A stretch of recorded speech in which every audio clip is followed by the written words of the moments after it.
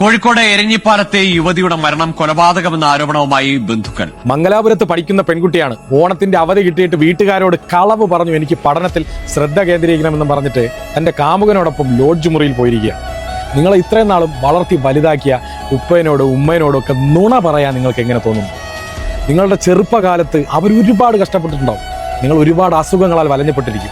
അന്നൊന്നും നിങ്ങൾ അവർ തള്ളിക്കളഞ്ഞിട്ടില്ല. നിങ്ങൾ ഒരുപാട് സ്നേഹിച്ചിരുന്നു അവർ. ഇന്ന് നിങ്ങൾ പഠിക്കാൻ പോകുന്ന പല സാഹചര്യങ്ങളും അവരുടെ ചോരയും നീരുമാണ്. ഈ ഓൺലൈൻ കാലത്ത് പക്വതയില്ലാത്ത പ്രായത്തിൽ ഇന്ന് കണ്ട് നാളെ പരിചയപ്പെട്ടു മറ്റന്നാൾ ശരീരം പങ്കുവെക്കുന്ന ഒരു വികാരത്തെയാണ് നിങ്ങൾ പ്രണയം എന്ന് വിളിക്കുന്നത്. അത് പ്രണയമല്ല മക്കളെ, അത് വെറും കാമം മാത്രം.